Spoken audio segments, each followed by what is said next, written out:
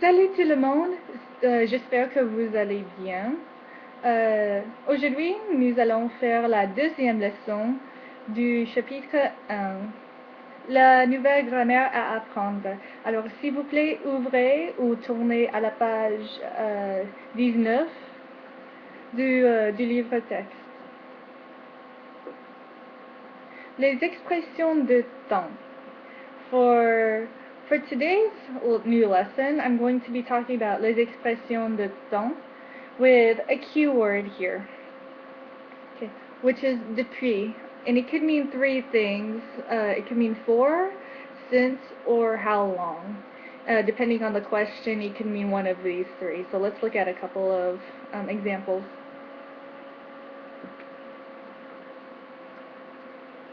The first example lists depuis quand and depuis combien de temps. So let's see if you can understand this question. Depuis quand êtes-vous en Arizona? Depuis quand êtes-vous en Virginie? Etc., etc. So it literally means, since when have you been in Arizona, in Virginia, or wherever you live? Alors, par exemple, je suis en Arizona depuis 10 ans. Je suis en Arizona depuis le 9 mai. So when you answer a question using depuis, asking how long have you done something, you answer back using the same word, depuis.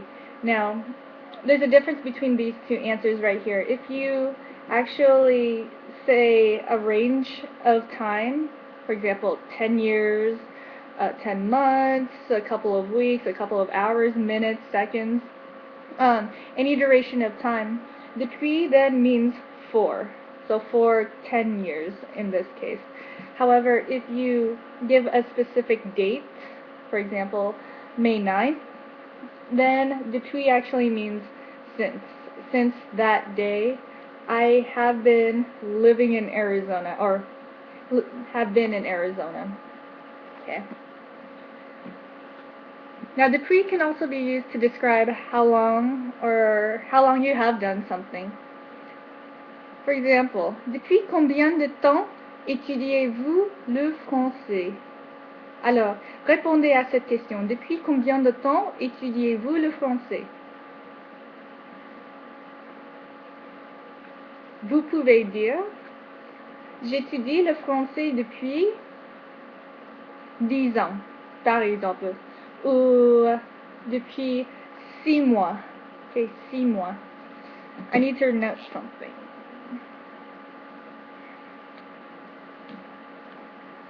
If you're going to use cis or dis, okay, either of those two, since they end in an x, make sure you don't actually say the x. We know that when we count numbers, you say s for cis and then si for dis. However, when it's followed by moi, you don't say the s. So si moi, dis moi.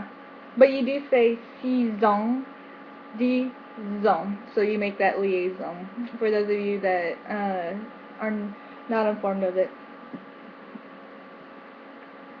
Now, if you look down the rest of the page right there, there are 3 other expressions that you can use in place of depuis. However, the word order is different. So here we have the previous example. Je suis en Arizona depuis 10 ans.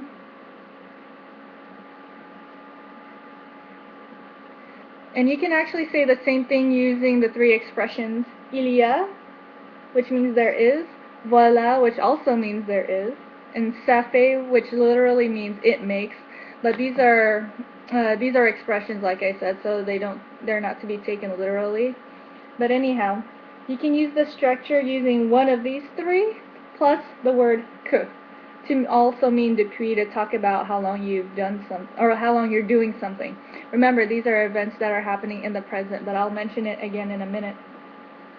So, to say I have been in Arizona for 10 years, you can say je suis en Arizona depuis 10 ans, or il y a 10 ans que je suis en Arizona.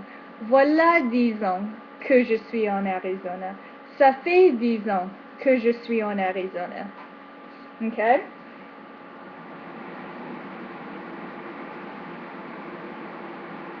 Now, going back to this example right here, when you use any of these three expressions, you have to use que.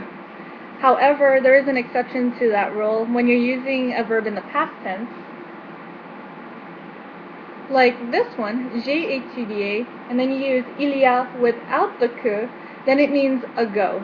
So, j'ai étudié le français il y a un an, which means I studied French a year ago. Okay, remember, without the que, it means ago.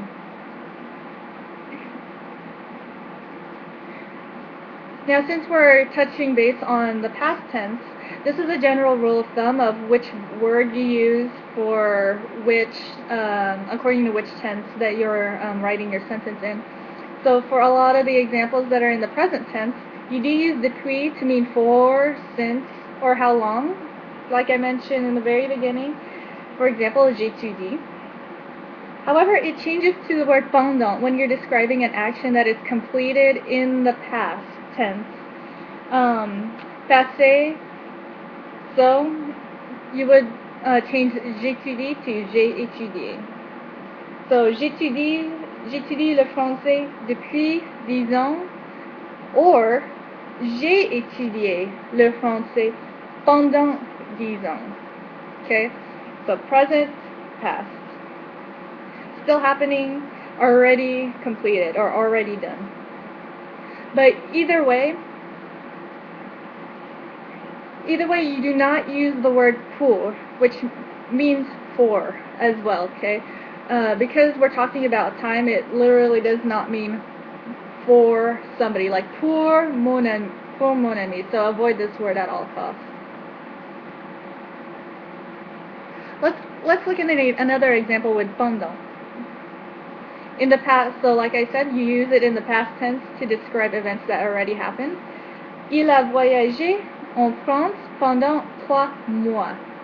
So this means he has been, or he has gone to France for 3 months instead of depuis 3 mois, because it's already completed. Okay, he came back from France.